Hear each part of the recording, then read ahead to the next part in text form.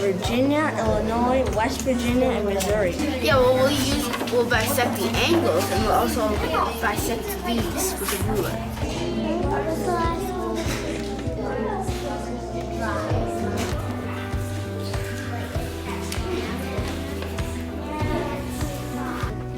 The work of the elementary child is something that we cherish.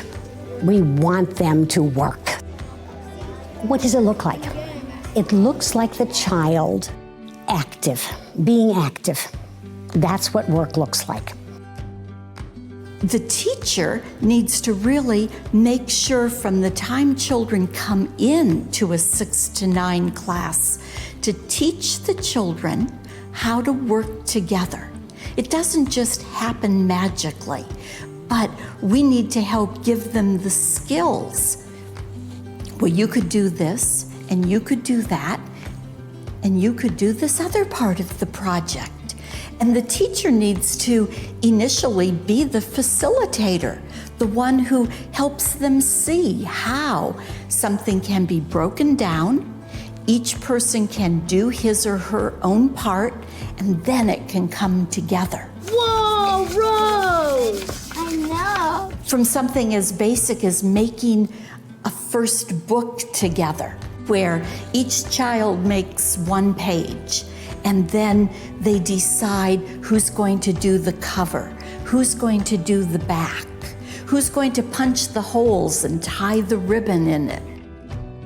They start to learn that they can do these things together. I know. Same kingdom fungi.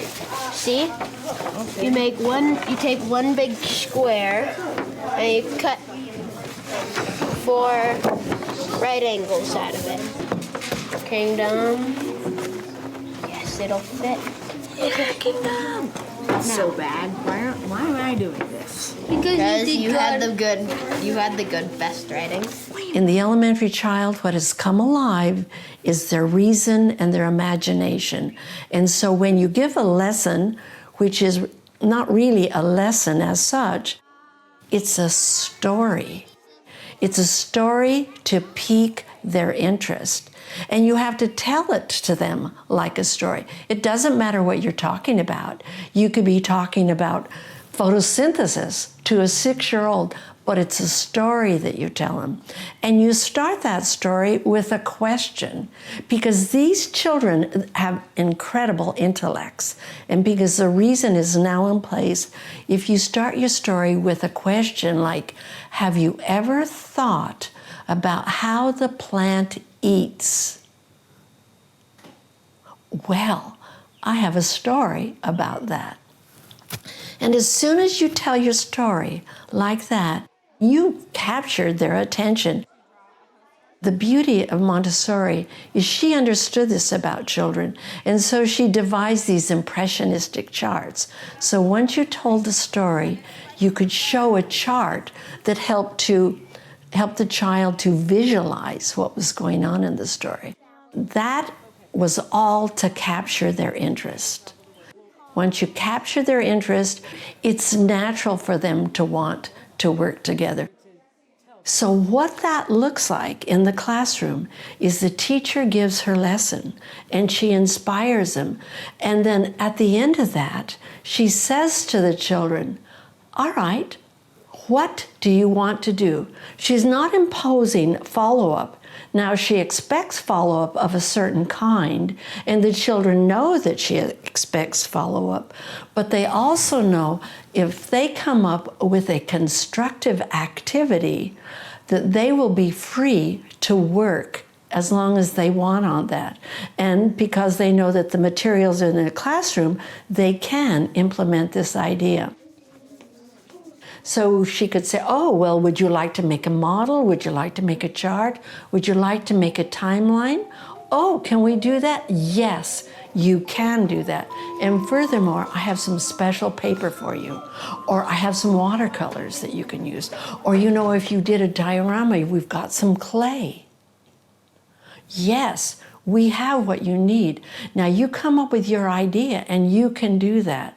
They're very excited about doing that. So you send off this group of children with an idea of what they can do, and that will explode because they're always thinking, and because it's meeting a natural need for them to work together and for them to think big. Hey guys, what about we should do something awesome? My crystal project, your crystal project, it's attached together. And it will make it more technologies. It will be so long, okay? It would be as long as from there all the way over to that shelf. And it would be this tall. That's how big it would be. What if we do it till 2013? Wow, that's until next year. Work is very social in a second plane. This comes also in two flavors. There's work that's involved with the other by sitting side by side. I'm working on this and you're working on that, and we're happily together, and we kind of push each other to do our own work. We're not doing the work together, but your very presence helps me to work. Do emeralds look like hexagons?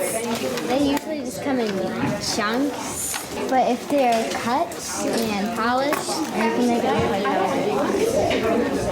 And then there's the kind of work where, okay, I will first ask you these questions, and then you will ask me those questions, and we'll both see whether we know it. Yeah, he's near the water, but he walks on it. 9, 1, 7, 0, 5, 3. Let's read it. Arrange 2 chairs along the wall. And arrange 2 chairs against the wall. Okay. What is collaborative work? That is a higher level of work in which a group of children, 2 or more children, get together and say, okay, let's figure out what we're going to do. But we're going to do this first, and then we're going to do that, and then we're going to do the other thing, and then this is going to happen, and that's going to happen. So they have a negotiation about their work. That's more in the nature of collaborative work. You can measure her while we measure. Okay. Well, you guys can measure her, just give us the information, could you? Yeah, sure. Of course. Okay, an educated guess of what they might have. Yeah, because I They'd have exactly like cheese. They have cheese. spinach we could saute. We could have the garlic cut up and then cooked, and have it like a garlic vinaigrette. You could do some pomegranate like juice-ish, maybe. Maybe what your first goal should be is to make a menu out of all of these things. Good idea. That's my goal. So let's continue on. Then each of them can actually go off and do their own thing. They don't necessarily need to stay together. And often this will happen with older children. The Way of Life group, we should actually meet on Tuesdays and Thursdays. Way of Life Tuesdays on Wednesday. Because we meet as a group on Wednesday. They don't all stay as a group. They make the deal, they make the plan, and then they go off and do it, and then they come back together at an appointed time. Collaborative work is something that we have to show them. What does it mean to assign a leader? What does it mean to assign the person who, I don't know, even so much the leader, but a monitor for the group? Who's going to be the illustrator for this book this time? Not to assign roles to children in the class, but they take on their own roles. Oh, just me. Why? Second plane children are attracted to big things, big numbers, big projects, big work. Big work needs to be collaborative group work. That's an exploration that goes beyond what any regular person thinks you should be doing. They'll say, can't you stop? Isn't that enough? Haven't you done enough on that? All right, I got 890,276,528. That's something totally different. Okay, like one of the games where you just stay and like do nothing until your crops go. Oh, I know why. How do you do it? 7 goes 8. I was supposed to There are we need a lot more. Wait. No, I did the math. Yeah, I didn't count the 6 right here. If they're going to be cards when you pick them up, then Man, now I have to redo this whole thing. I got 21. We're going to need to sew on different fabric pieces too. And we need a way for Mrs. I know. It's going to be like humongous. but You just keep going and going and going, and you never get sort of to the end of it, and you keep wanting to just explore one more option on this whole thing. 5, 6, 7, 8, 9, 10, 11, 12, 13, 14, 15, 16, 17,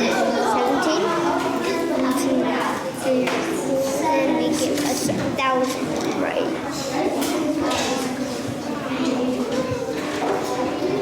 Okay, so that's our answer.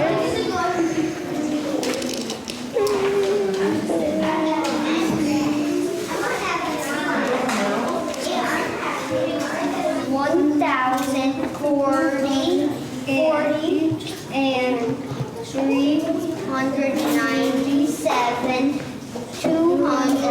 397, 230 million. Remember a young boy who took a notebook, a composition, 100-page notebook, and wrote down the name of every mammal he could find in any book. And he was going and going, and he had 30 pages or 40 pages already filled up. Z? I'll do Z. I'll do Z. In squaring, we present squaring a binomial and we present squaring a trinomial. If the children have learned to work together and that they have the freedom to do so, they will decide spontaneously to keep adding in more terms and more terms until they've squared all 26 letters of the alphabet. Something that we would never assign to children. How does it get going? The teacher has to model it. The teacher has to provide the opportunity for this kind of work, provide the materials for this kind of work, provide the impetus. If the child doesn't do any big work, you could say, you know, there's a piece of paper over there that's really very big. I wonder whether you want to use that paper next, because it seems to me that you could just keep going. You just kind of give them that little push. Can you stand over here and just flip it back up? 100. Here, Alex, stay still. 122. 122. So he's 122. What are you guys doing? Well, we're measuring your digestive. No. Oh, that's right.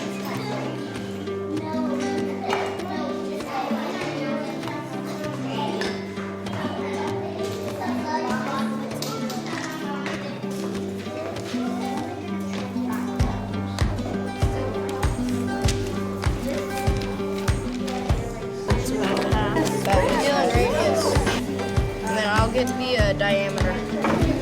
I'll do the circumference. Okay, I'll do the area. 2, 3, 4, 5, 6, 7, 8, 9, 10, 11, 12. 6, 12, 18, 39. Oh, it's really nice. Yeah, that's good. See, like, I made like this part right here.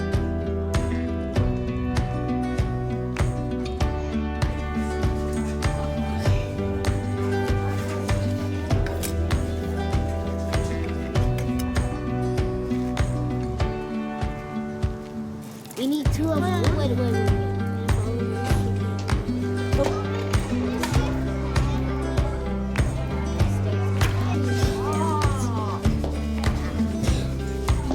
It's called the calyx. It's the responsibility of the elementary child to do work, but it's the responsibility of the teacher to inspire that work, to give some ideas. So when you're drawing convergent,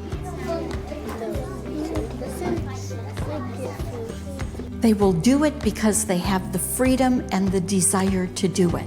It's challenging and they love that kind of work. 890,277,128. Yay! That took a long time. Now let's do 962 times 962, and that times 962.